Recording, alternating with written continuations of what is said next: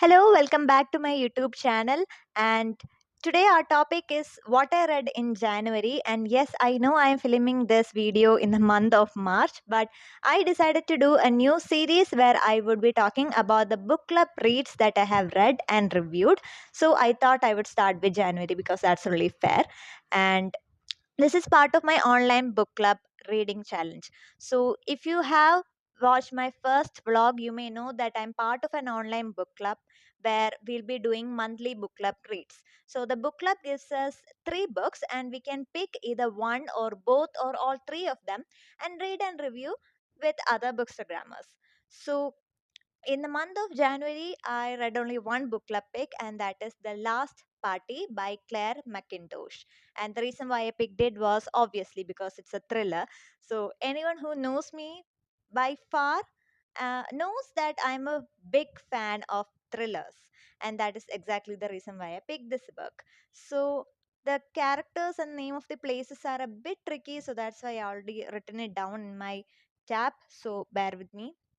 So, talking about the book, it's by Claire McIntosh. It's a thriller, like I've already said.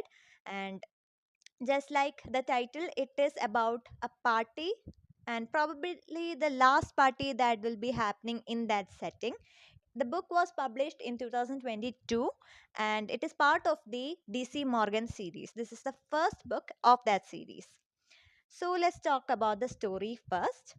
The story takes place on the shore of Lynn Dirch. It's a lake and it is situated at the Wales England border. So that is where our mystery is happening. And usually during the New Year's Eve, the wealthy families around that area they come together. They are the elite families. They come together and have a party. That's the tradition. But this year, the party takes a deadly turn because a murder takes place, and it is none other than the host, who is called Rhys Lloyd. He is very successful, but at the same time he is very controversial figure. He is murdered at his own party, and that is exactly what the title means by the last party. So he is found dead in the lake the next morning, and our detectives, who are DC Fifian Morgan from North Wales and DC Leo Brady from England, they come together in a very unusual partnership to figure out how the victim died and who is behind it or who are behind it, because there could be more than one criminal here. That's part of the let's say the suspense. So let's talk about the characters a bit.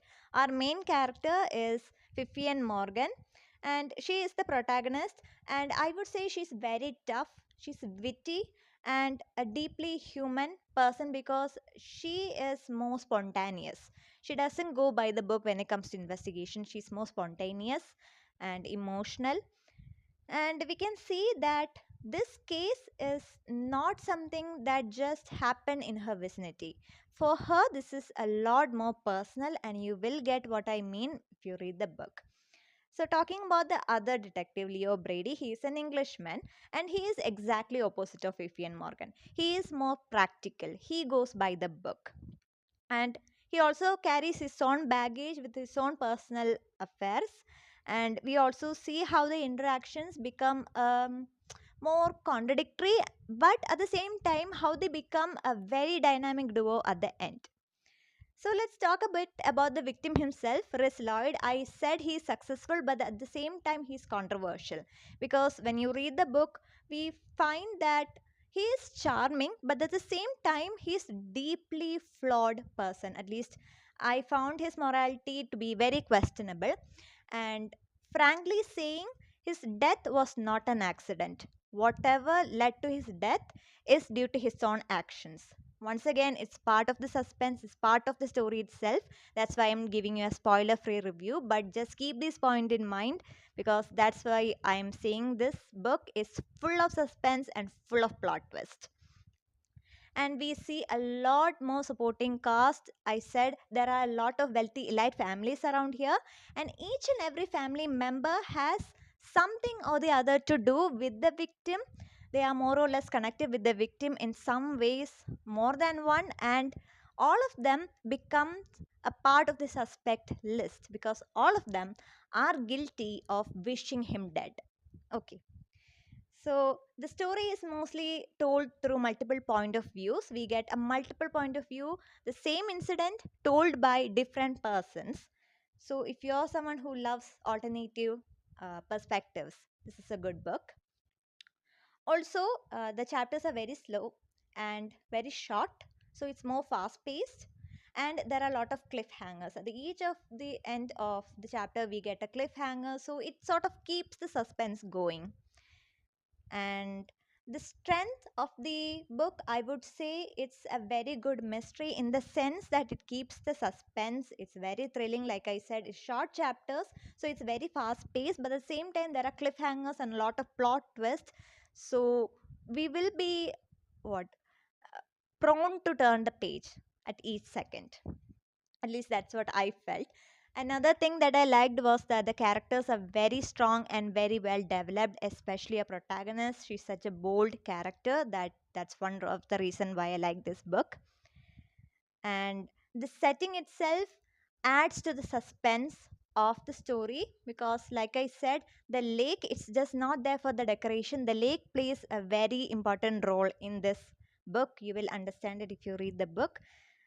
But at the same time, it's not just the lake. The resort, there's a resort that is owned by Lloyd. That's where the new year party happens every year. It's called the shore for a reason. And this resort, the lake, the all the family settings, everything plays a key role in the murder and the subsequent actions. And I think if you're a fan of modern detective genre, this is a very good example for that sort of genre. Now, talking about the weak points, I already said it's multiple point of view.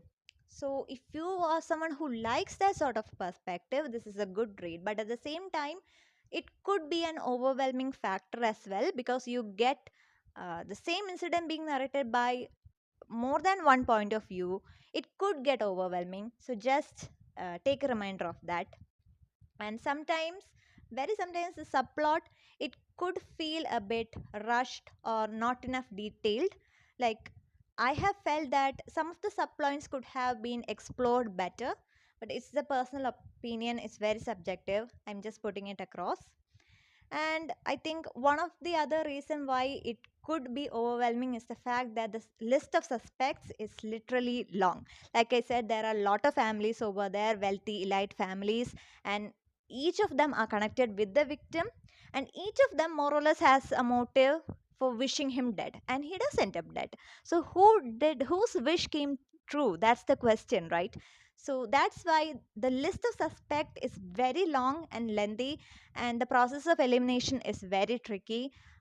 In fact, personally, I kept guessing and re-guessing every time I read through the book because the motives kept on changing, and a lot of persons personalities and the reason for staying here, the reason, the connection with the victim, everything kept on changing. So my list was also getting updated as I turned the page. So I guess these are some of the things why you could feel the book is overwhelming.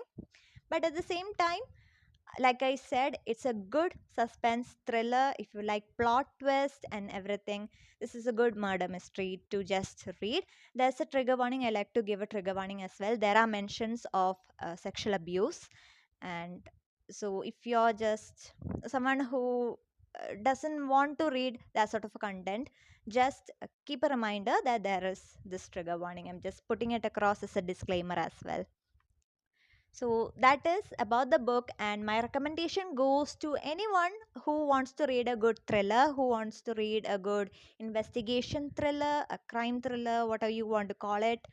This is a good read, and mostly, I think this is a book that has a lot of suspense, a lot of cliffhangers. But at the story, you do get a sort of closure. We do realize who killed and for what reason, and this is a sort of a close ended book. This is not an open ended sort of thing.